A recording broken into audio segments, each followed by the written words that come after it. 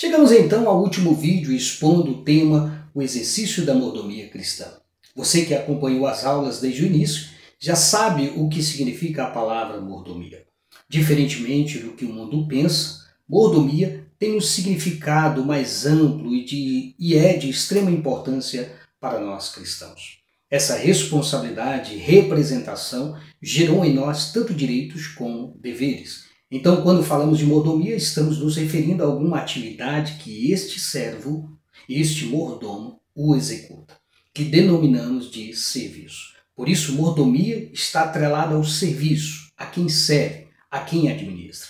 Então, este ofício estende-se não somente ao indivíduo em si, como também à igreja, como um todo, este corpo místico de Cristo, que precisa exercer com excelência e amor os teus dons e talentos distribuídos a cada um. E que, portanto, devem ser exercidos com seriedade e honestidade para com Deus, para não serem achados em falta por Ele.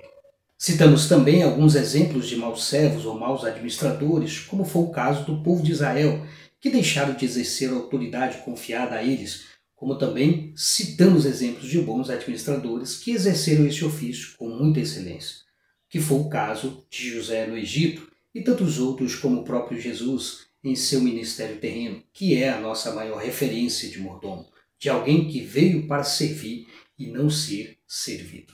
Quando damos atenção a esta doutrina da fé, compreendemos a partir de então o que o Senhor requer de nós como seus mordomos, que é, em primeiro lugar, andar em seu caminho ou em sua presença corretamente, em segundo lugar, amar sempre a bondade e a misericórdia, e em terceiro lugar, reconhecer em todos os nossos caminhos, conforme está escrito em sua palavra.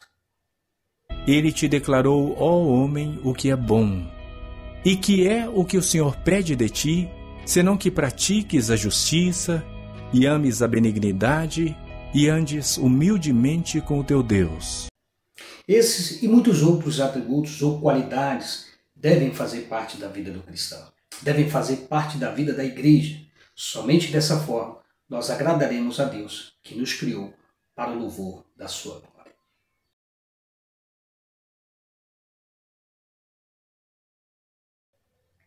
Quais são, portanto, as implicações ou consequências de ser um mordomo?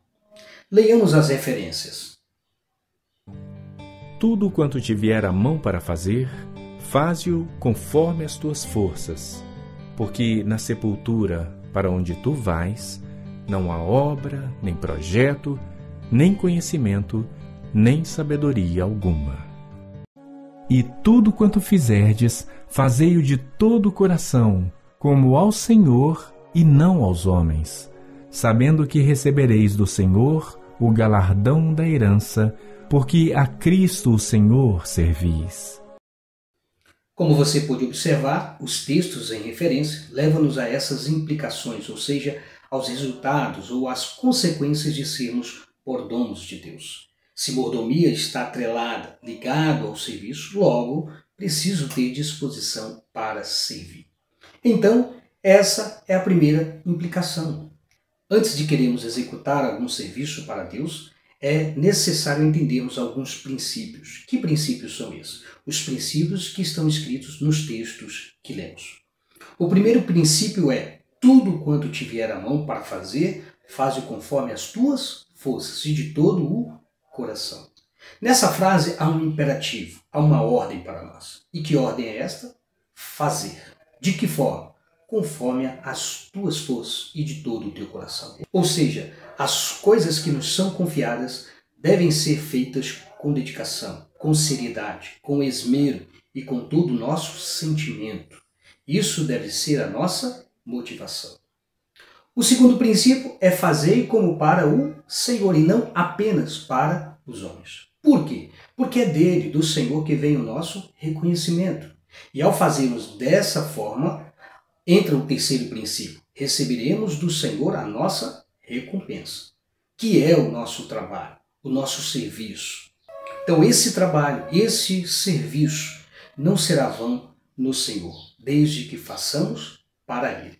Por quê? E aí entra o quarto princípio: porque é a Cristo que nós servimos. Ou seja, servimos a um Deus de excelência, um Deus organizado e que merece todo o nosso melhor. Quando entendemos esses princípios, fica mais fácil entender o que fazer, como fazer e para quem fazer antes de fazer. Então, quando eu entender o que fazer, eu procurarei fazer as coisas que satisfaçam a vontade de Deus e que beneficie não somente a mim, mas ao meu próximo também. O próximo passo é saber como fazer, ou seja, de que maneira eu poderia contribuir para o êxito da obra ou para o crescimento dessa obra. E por último, para quem fazer? Nós não fazemos para o homem, para sermos aceitos porque demos conta de fazer alguma coisa, mas fazemos para Deus, que nos criou e nos concedeu essa graça, nos concedeu dons e talentos e atribuiu a nós a capacidade e a autoridade de representá-lo. Por isso que é muito importante entendermos que o nosso valor e reconhecimento vem dele. Isso não impede, portanto, do outro reconhecer seu esforço ou trabalho que você está exercendo no corpo de Cristo. É óbvio que a necessidade faz a ocasião, porém, dessa ocasião ou oportunidade, não devemos jamais fazer de qualquer maneira. Temos uma ordem, faze-o conforme as tuas forças. Então essa é a consciência que devemos ter em relação a isso. No Evangelho de Mateus, capítulo 4, verso 19, Jesus convoca aqueles que estão dispostos a tornarem-se instrumentos em suas mãos. Sabendo disso, o convite que Jesus faz precede, vem antes do ide, registrado no capítulo 28, verso 19, em que eles iriam, a partir dessa disposição, fazer discípulos de todas as nações. Portanto, ide, fazei discípulos de todas as nações, batizando-os em nome do Pai e do Filho e do Espírito Santo, ensinando-os a guardar todas as coisas que eu vos tenho mandado. E eis que eu estou convosco todos os dias, até a consumação do mundo. Amém. Quer ser usado por Deus? Esteja disposto a servir. Porque Jesus foi muito claro quando disse ter vindo não para ser servido, mas para servir e dar a sua vida por amor de muitos. Por que Jesus disse isso? Porque dois de seus discípulos, Tiago e João, queriam uma posição de destaque em relação aos demais no reino que Jesus iria estabelecer. Comparando aos dias atuais, muitos estão se comportando da mesma maneira, querendo posições de destaque, querendo status, sem entender ou compreender que ele deve estar disposto a servir primeiro e não ser servido. Quando essa visão é distorcida, o ministério acaba fracassando. Porque Deus não chamou todos para serem a mesma coisa, para exercerem a mesma atividade eclesiástica. Como ilustração, temos como referência o que o apóstolo Paulo fala aos Efésios. E ele mesmo deu uns para apóstolos, e outros para profetas, e outros para evangelistas, e outros para pastores e doutores, querendo o aperfeiçoamento dos santos, para a obra do ministério, para a edificação do corpo de Cristo. Perceba através do texto que tudo que Deus faz, Ele o faz com um propósito. Ele dá algo com um propósito. E o conselho que Jesus nos dá é: não busque posição de destaque. Alegre-se por poder servir. Esse é o maior status que devemos nos orgulhar diante de Deus. Sermos servos. Por quê? Porque à medida que nos envolvermos na obra do Senhor, descobriremos qual é o nosso talento e aonde poderemos investir mais para que Ele nos use conforme a sua vontade e o seu poder. Outra coisa que eu preciso entender é que estar disposto em servir não será suficiente se eu não estiver também disposto em me comprometer com um Deus que me criou. O comprometimento, portanto, é outra implicação de ser um mordomo do Senhor. Quando um jovem entra para o serviço militar, ele precisa deixar tudo. Não se admite que ele se envolva com outros compromissos alheios aos interesses das Forças Armadas, que passa a pertencer. Se o mundo terreno é assim, no reino de Deus não poderia ser diferente. O mordomo fiel sabe que o próprio dono da obra é o maior interessado em que ele tenha bom êxito. Jesus dizia a todos: se alguém quiser acompanhar-me, negue-se a si mesmo. Tome diariamente a sua cruz e siga-me. Pois quem quiser salvar a sua vida, a perderá. Mas quem perder a sua vida por minha causa, este a salvará. Isto é comprometimento. O mordomo comprometido não fica olhando ao redor de si mesmo, envolvido com suas próprias crises, ainda que existam. Ele precisa praticar as disciplinas espirituais, que é a oração, leitura da palavra de Deus e abster-se de tudo aquilo que o prejudique. Então ele precisa olhar para cima e enxergar pelo menos duas coisas. Primeiro, que o Deus Todo-Poderoso que ele serve está sentado no trono e tem a situação sob seu controle. E segundo, que a seara é muito grande e são poucos os obreiros ou os ceifeiros. Como consequência, o mordomo administra o que Deus lhe confiou colocando a mão no arado para servir, para trabalhar e não olhando para trás. Então o servo é chamado para servir em liberdade e amor e não por obrigação. Se ele não faz por livre e espontânea vontade, Deus não terá prazer nele.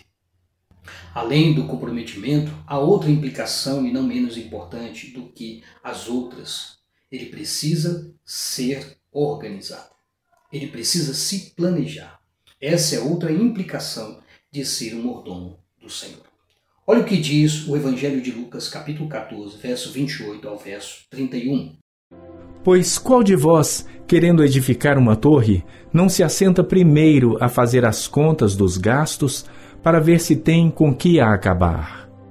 Para que não aconteça que, depois de haver posto os alicerces e não a podendo acabar, todos os que a virem comecem a escarnecer dele, dizendo: este homem começou a edificar e não pôde acabar.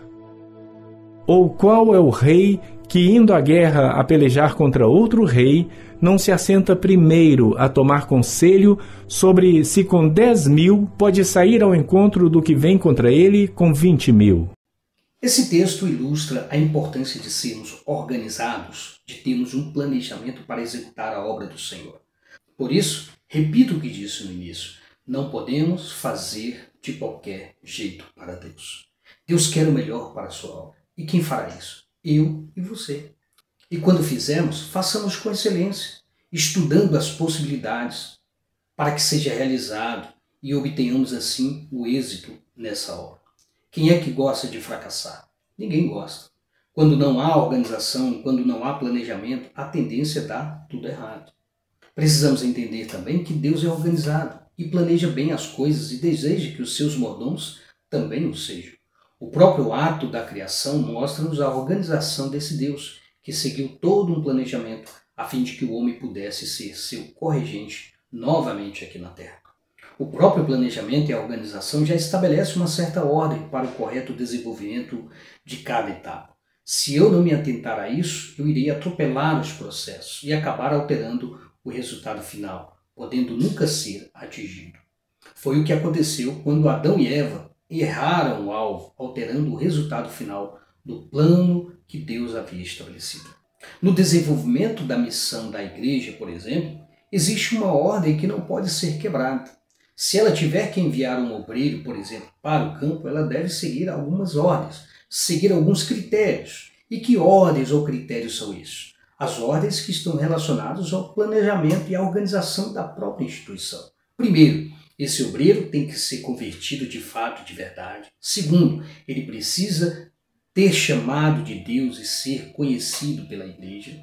Terceiro, ele precisa ser preparado pela igreja espiritualmente, moralmente, socialmente, intelectualmente. Quarto, ser enviado pela igreja e sustentado por ela espiritualmente e financeiramente, dentro de suas condições. E, finalmente, ser acompanhado e supervisionado pela igreja. Percebe que não é tão fácil assim como imaginamos? Se não houver uma estrutura, se não houver critérios, se não houver uma organização e planejamento, a igreja não estará em condições de cumprir a sua missão. Se atropelarmos esta ordem, pode ter certeza, não somente os líderes terão dor de cabeça, como todo esse corpo sofrerá pela falta de organização e planejamento que não tiveram.